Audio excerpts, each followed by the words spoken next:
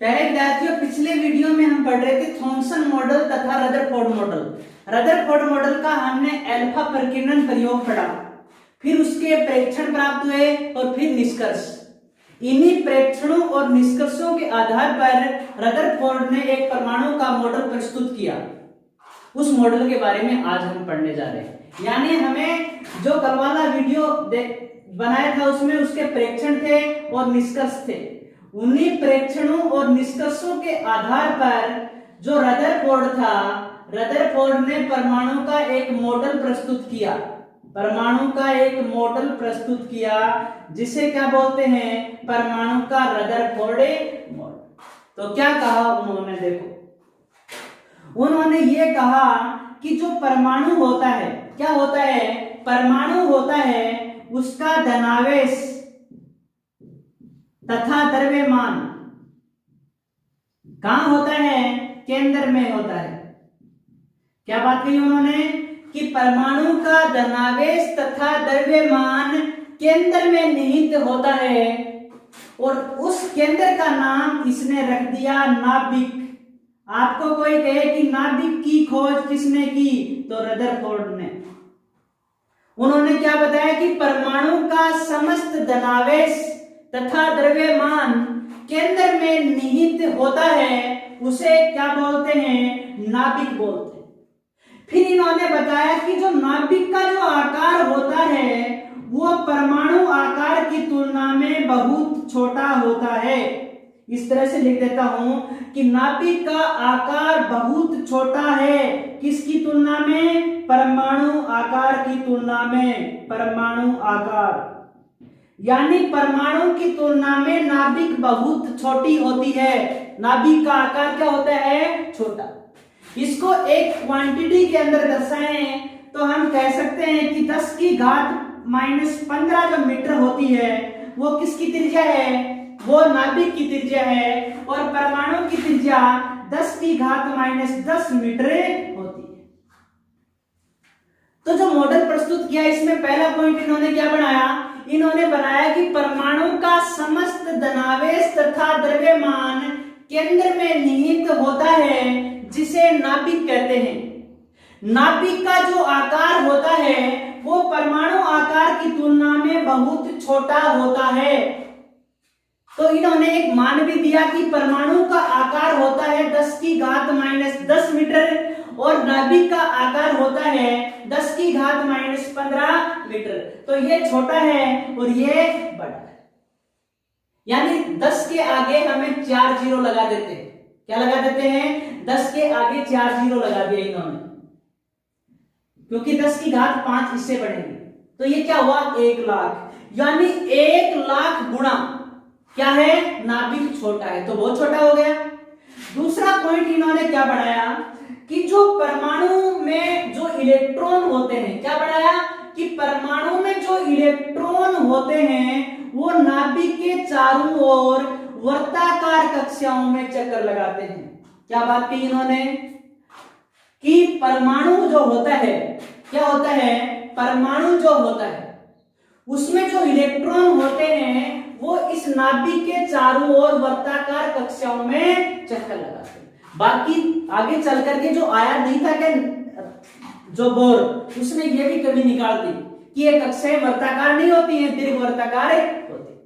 किंतु इन्होंने जो बात कही हम उन्हीं को पढ़ेंगे कि इलेक्ट्रॉन नाभिक के चारों ओर वर्ताकार कक्षाओं में चक्कर लगाते हैं। यह परमाणु मॉडल का दूसरा पॉइंट इन्होंने दिया।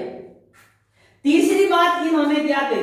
तीसरी बात इन्होंने कही कि परमाणु में जो इलेक्ट्रॉन, ये इलेक्ट्रॉन बंधे हुए कैसे? कि प्रोटॉन और इलेक्ट्रॉन के बीच एक इलेक्ट्रोस्टैटिक फोर्स पाया जाता है, स्थिर वैद्युत आकर्षण बल पाया जाता है, जिसके कारण इलेक्ट्रॉन बंधे होते हैं, ये बाहर की तरफ नहीं भागते। ये बात बताई तीन। कौन कौन सी? पहली बताई कि परमाणु का समस्त धनावेश तथा द्रव्यमान केंद्र में निहित होता है, जिसे क्या बोलते हैं? जिसे नाभिक बोलते हैं।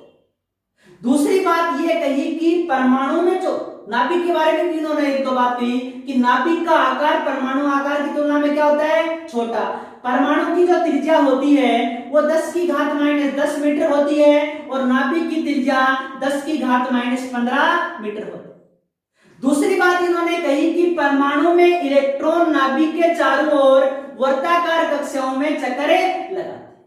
कौन सी कक्षाओं में? वर्ताकार। तीसरी बात इन्होंने कही कि परमाणु में जो इलेक्ट्रॉन है और जो प्रोटॉन है वो आपस में स्थिर विद्युत आकर्षण बल के द्वारा बंधे होते हैं। ठीक है, जहां पॉजिटिव और नेगेटिव होता है वहां स्थिर विद्युत आकर्षण ही होता है ज्यादातर। ठीक है, अब देखो इसमें कमियां क्या रह गई। पहले इस मॉडल को पढ़ लेते हैं कि परमाणु का समस्त धनावेश तथा द्रव्यमान केंद्र में निहित होता है जिसे नाभिक कहते हैं। नाभिक का आकार परमाणु आकार की तुलना में बहुत छोटा होता है।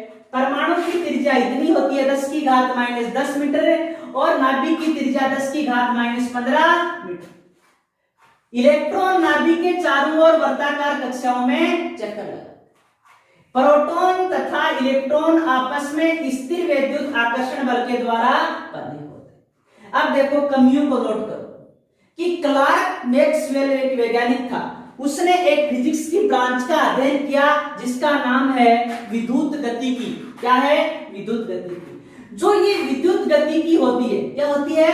विद्युत गतिकी। ये क्या कहती है? देखो समझाता हूं आपको एक चीज कि विद्युत गतिकी कहती है कि कोई कण है और जिसके ऊपर आवेश है और वो चक्कर लगाए। क्या कहा विद्युत गतिकी सिद्धांत ने? कि कोई भी कण है और उसके ऊपर आवेश है, यदि वो चक्कर लगाएगा तो ऊर्जा का उत्सर्जन करेगा। क्या करेगा? ऊर्जा का उत्सर्जन। और यदि वह ऊर्जा का उत्सर्जन करेगा तो ऊर्जा में क्या आएगी? कमी आएगी। ऊर्जा में क्या आएगी? ऊर्जा में कमी। तो इसकी तुलना हम इलेक्ट्रॉन से कर देते हैं कि इलेक्ट्रॉन आवेशित है, आवेश है, इसके ऊपर नेगेटिव होता है, चक्कर लगाता है नाभिक के चारों ओर। तो नाभिक के चारों ओर जो इलेक्ट्रॉन चक्कर लगाता है वो धीरे धीरे ऊर्जा का क्या करेगा? उत्सर्जन करेगा। तो ऊर्जा में क्या आएगी? कमी आएगी। ऊर्जा में कमी आएगी तो वो धीरे धीरे नाभिक के नजदीक आता जाएगा। क्या होता जाएगा? धीरे धीरे नाभिक के नजदीक आता जाएगा और एक दिन नाभिक में गिर जाएगा। जबकि वास्तव में ऐसा नहीं होता है। क्यों? क्योंकि परमाणु स्थायी होता है। क्या बात? इसकी कमी क्या रहेगी कि क्लार्क मैक्सवेल ने क्या बताया? विद्युत गतिकी सिद्धांत के अनुसार बताया उन्होंने कि कोई भी आवेशित कण है वो चक्कर लगाएगा तो ऊर्जा का उत्सर्जन करेगा जिससे ऊर्जा में कमी आएगी। ठीक उसी प्रकार नाभिक के चारों ओर चक्कर लगाता हुआ जो इलेक्ट्रॉन होता है वो भी क्या करेगा? ऊर्जा का उत्सर्जन करेगा।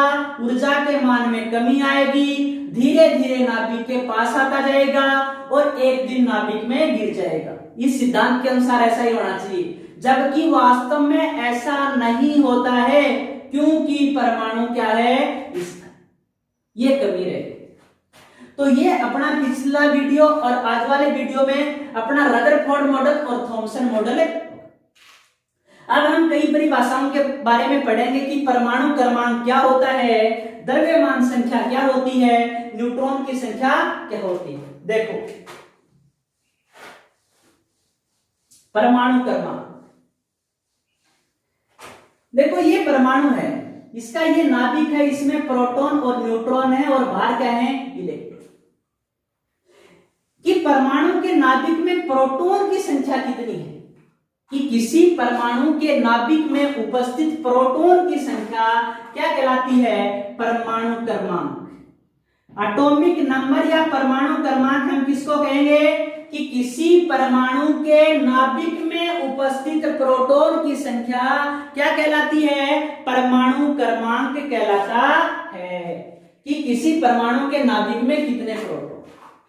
एक बात ध्यान रखनी है कि उदासीन परमाणु होता है उसमें प्रोटॉन और इलेक्ट्रॉन क्या होते हैं? बराबर।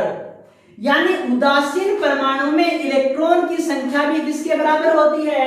परमाणु क्रमांक के बराबर। जैसे सोडियम है, सोडियम में 11 तो इलेक्ट्रॉन है और 11 ही प्रोटॉन है। किंतु जब Na+ आ गया तो इसमें इलेक्ट्रॉन कितने हो गए, इसमें इलेक्ट्रॉन तो 10 हो गए, किंतु प्रोटॉन अभी भी कितने हैं। यानी उदासीन परमाणु में जो इलेक्ट्रॉन की संख्या होती है या किसी परमाणु के नाभिक में उपस्थित जो प्रोटॉन की संख्या होती है उसे हम क्या कहते हैं, परमाणु क्रमांक। यानी उदासीन परमाणु में प्रोटॉन और न्यूट्रॉन क्या होते हैं, बराबर होते हैं। हाइड्रोजन के लिए ले लो, देखो जैसे हाइड्रोजन है अपना, हाइड्रोजन है, हाइड्रोजन में इलेक्ट्रॉन भी एक, प्रोटॉन भी एक और परमाणु क्रमांक भी क्या इसका एक हुआ। ठीक है, ये उदाहरण दिया है, देखो हाइड्रोजन में प्रोटॉन एक है तो Z का मान एक और इलेक्ट्रॉन भी एक। द्रव्यमान संख्या क्या होगी, देखो P+N लिखा हुआ है कि किसी परमाणु के नाभिक में उपस्थित प्रोटॉन तथा न्यूट्रॉन की कुल संख्या, प्रोटॉन और न्यूट्रॉन दोनों की संख्या को जोड़ दो, वो क्या आ जाएगी, द्रव्यमान संख्या। किसी परमाणु के नाभिक में उपस्थित प्रोटॉन तथा न्यूट्रॉन की जो कुल संख्या होती है उसे हम द्रव्यमान संख्या, द्रव्यमान संख्या को कैपिटल A से और परमाणु क्रमांक को कैपिटल Z से दर्शाते हैं। परमाणु क्रमांक को किससे दर्शाते हैं, कैपिटल Z से, और द्रव्यमान संख्या को कैपिटल A से दर्शाते हैं। ठीक है, ये कैपिटल A हुआ और ये Z, और A बराबर क्या हो गया, P+N, यानी द्रव्यमान संख्या बराबर होगा प्रोटॉन की संख्या प्लस न्यूट्रॉन की संख्या।